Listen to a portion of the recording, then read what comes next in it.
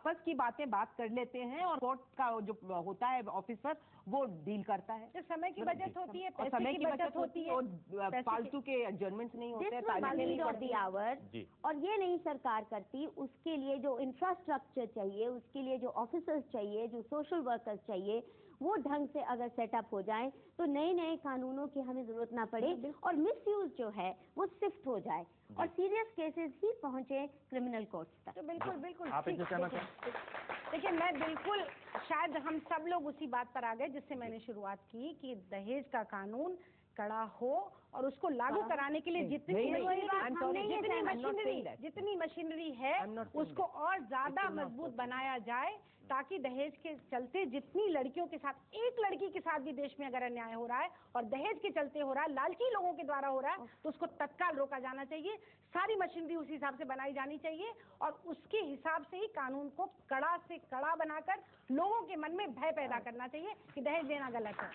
कामिनी जी, आपको क्या परेशानी है? नहीं, मैं बोलती हूँ जो कानून है उसको ठीक तरीके से लागू करिए। कड़ा बनाने से अगर आपको लगता है दहेज नहीं कम हो सकता है, आप लोगों को सोच बदलनी पड़ेगी, समाज की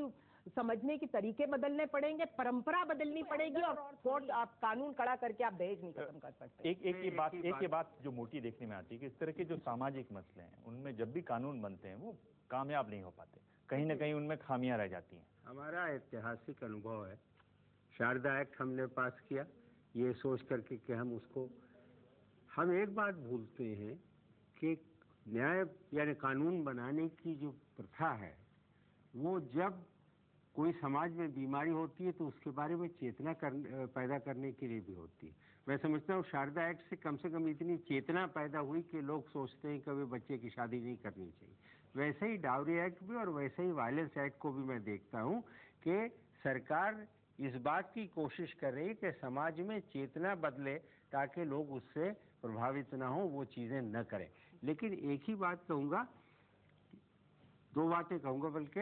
एक तो ये कि कानून होना चाहिए और दूसरी बात ये कि कानून को बेहतर बनाने के लिए उसके पीछे जो कदम होने चाहिए